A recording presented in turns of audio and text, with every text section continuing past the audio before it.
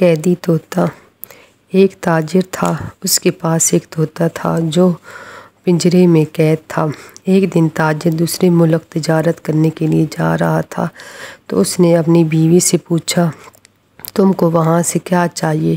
تو اس نے کہا، میرے لیے کپڑے لے آنا۔ پھر اپنی بیٹی سے پوچھا، اس نے کہا، میرے لیے کھلونے لے آنا۔ پھر اپنی بیٹی سے پوچھا تو اس نے کہا، گڑیا لے کر آنا۔ پھر اس نے اپنے بولنے والے طوطے سے کہا، تم کو کچھ چاہیے؟ تو اس نے کہا، تم اگر میری طرح کے طوطے نظر آئیں تو میرا یہ ایک پیغام دینا کہ تم تو آزاد ہو، آزادی مبارک ہو، میں تو قید میں ہوں۔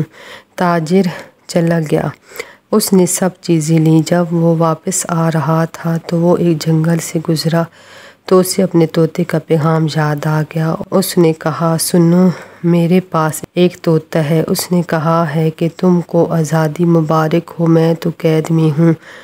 یہ سنتے ہی ایک طوطے نے گھبرا کر تڑپنا شروع کر دیا اور پھر درخت سے نیچے گر کے مر گیا۔ تاجر جب اپنے گھر آیا تو اس نے کپڑے اپنی بیوی کو دیے، اپنے بیٹے کو کھلونے دیے اور اپنی بیٹی کو گڑیا دی، اور طوطے کے پاس آیا کہ جنگل کا سارا واقعہ طوطے کو سنایا۔ طوطے نے جب یہ سنا تو اس نے تڑپنے لگا اور تڑپتا تڑپتا نیچے گرا اور مر گیا۔ تاجر نے اسے پنجرے سے نکالا اور گھر کے باہر پھینک دیا۔ طوطا جلدی سے اڑنے لگا۔ تاجر نے کہا، یہ کیا؟